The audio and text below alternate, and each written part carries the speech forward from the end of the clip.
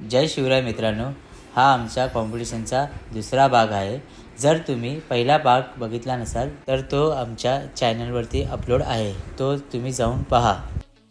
आम्हाला उशीर झाल्यामुळे आणि तिथे लेट पोहोचल्यामुळे आम्हाला सर तिथे ओरडत होते आणि आमची हाईट घ्यायला नाकारत होते। ती रिक्वेस्ट केली, त्यानंतर त्यांनी आमची हाईट घेतली।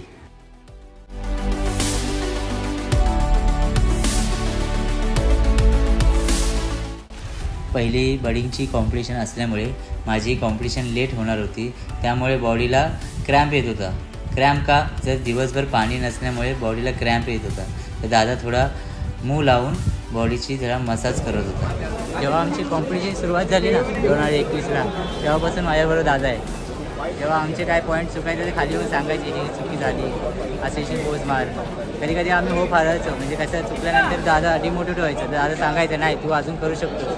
म्हणजे काही छोटी चुकीमुळे आम्ही आता इथे आलो आहे आणि आज 2024मध्ये जर सक्सेस भेटला आम्हाला थोडा, ते दादामुळेच।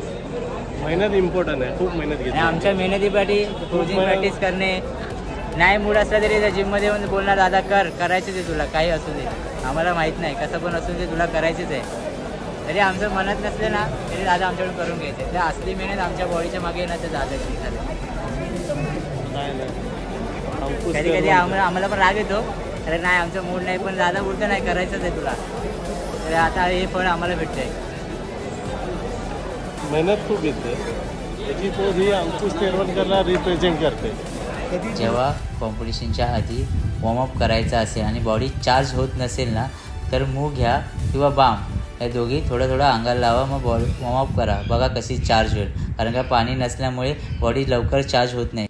जेव्हा कॉम्पिटिशन होती तेव्हा खूप जण आली होती, एका स्पर्धकामागे 4 जण किंवा त्याचे मित्रपरिवार, फॅमिली पण होती। कारण का एका स्पर्धकाला मोटिवेट करण्यासाठी त्यांचा सपोर्ट असणं गरजेचंच असतं। कारण का तो जेव्हा स्टेजवर जातो व त्यांच्या आवाजाने, त्यांच्या सपोर्टने जे जोश येतो, ती मजाच वेगळी असते। ते फक्त स्पर्धकालाच माहिती असतो स्टेजवर जाणार आहे। आणि तिथे माझे इंस्टावरचे फॉलोअर्स पण आले होते, त्यांच्याशी बोलून, त्यांच्याशी भेटून खूप काही बरं वाटत होतं। आणि मला असं वाटत होतं की मी जे काही करतो आहे काहीतरी चांगलं करतो आहे आणि मला स्वतःवरती प्राऊड फील होत होता। आणि मी त्यांच्यासाठी अजून नवीन व्हिडिओ आणण्याचा प्रयत्न करेन।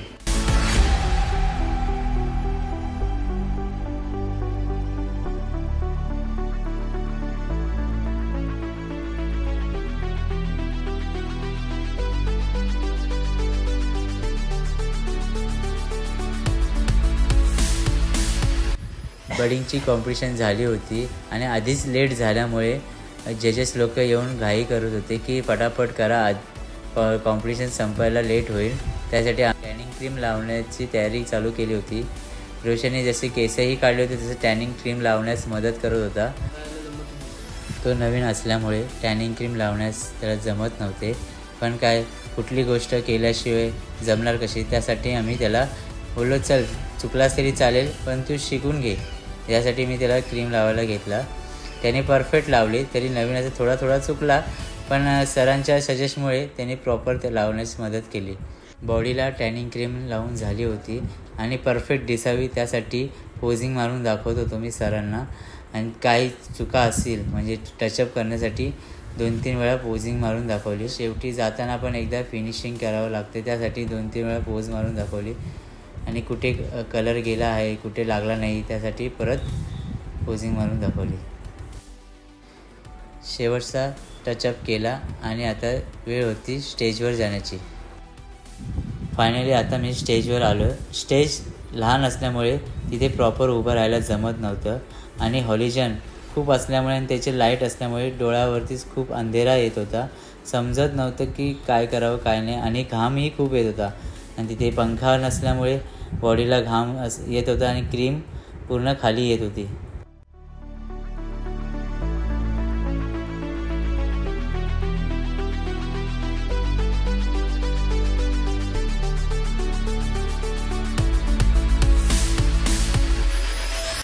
फायनली कॉम्पिटिशनची सुरुवात झाली आणि पोजिंग ही स्टार्ट केली। रेफरी लोकांनी पहिला अगेन राईट टर्न असा शब्द बोलल्यानंतर आम्ही सर्व आपले पोझिशन घेऊ लागलो। आणि पहिला स्टार्टअप ज्या पोजपासून होतो ते आम्ही चालू केल्या.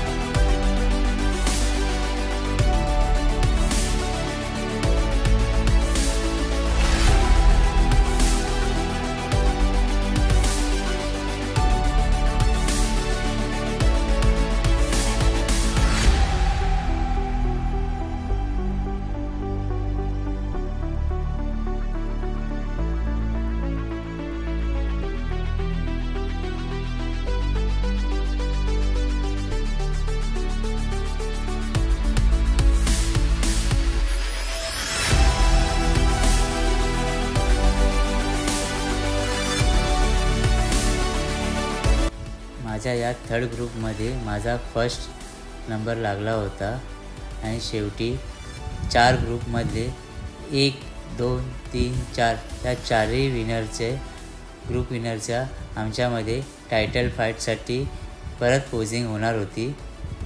त्यामध्ये माझा पहिला नंबर जजेस लोकांच्या निर्णयानुसार माझा पहिला क्रमांक टायटल विनर मी झालो आहे. जर तुम्हाला माझी व्हिडिओ आवडली असेल लाईक, शेअर आणि सबस्क्राईब करा, जेणेकरून मी तुमच्यासाठी नवीन व्हिडिओ आणत जाईन.